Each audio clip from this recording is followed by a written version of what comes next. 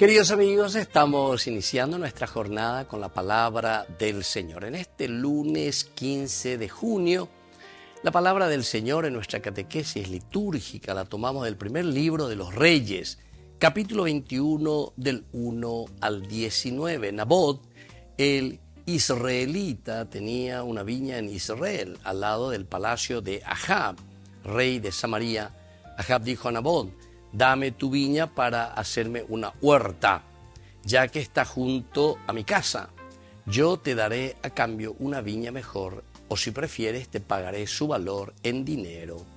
Pero Nabot respondió a Ahab: el Señor me libre de cederte la herencia de mis padres. Ahab se fue a su casa malhumorado y muy irritado por lo que le había dicho Nabot el israelita: no te daré la herencia de mis padres. Se tiró en su lecho, dio vuelta la cara y no quiso probar bocado. Entonces fue a verlo su esposa Jezabel y le preguntó: ¿por qué estás tan malhumorado y no comes nada? Él le dijo: porque le hablé a Nabot el israelita y le propuse venderme la viña. Y le dije: si quieres te daré otra a cambio. Pero él respondió: no te daré mi viña. Su esposa Jezabel le dijo: ¿así ejerces tú la realeza sobre Israel? Levántate, come y alégrate. Yo te daré la viña de Nabot, el israelita. Enseguida escribió una carta en nombre de Ahab, la selló con el sello del rey y la envió a los ancianos y a los notables de la ciudad, los conciudadanos de Nabot. En esta carta escribió: proclamen un ayuno y una asamblea del pueblo, hagan sentar a Nabot en primera fila, hagan sentar enfrente a dos malvados que atestiguen contra él diciendo: tú has maldecido a Dios y al rey. Luego sáquenlo afuera y mátenlo a pedradas. Y así continúa esta historia, queridos amigos. Aquí es el poder, el abuso, ¿verdad?, de poder, pero justamente de una mujer, de la esposa. Así entonces el rey, en lugar de gobernar, y eso es justamente lo que le dice Jezabel: así tú gobiernas a Israel. De cierta manera, el rey Ahab se está volviendo un títere, ¿verdad?, en mano de Jezabel, su esposa.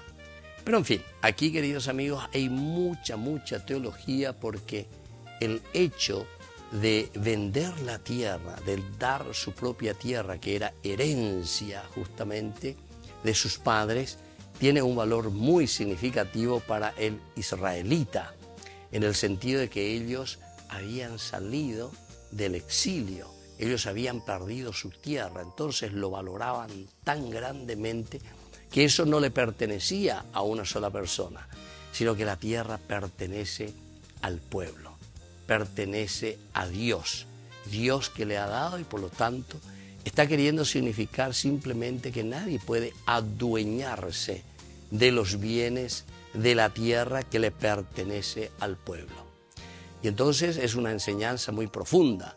No se refiere simplemente a un pedacito de tierra que uno puede vender o no puede vender, sino que el significado teológico, que significa que todo lo que nosotros recibimos siempre nos pertenece a todos, es decir, a la comunidad. Y no podemos aquí, con el abuso del poder, adueñarnos de los bienes que pertenecen a la res pública, es decir, las cosas del pueblo, las cosas de la gente.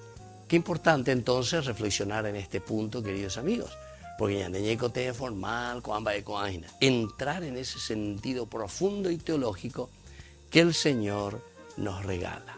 Y que la bendición de Dios descienda sobre todos ustedes, el Padre y el Hijo y el Espíritu Santo. Amén.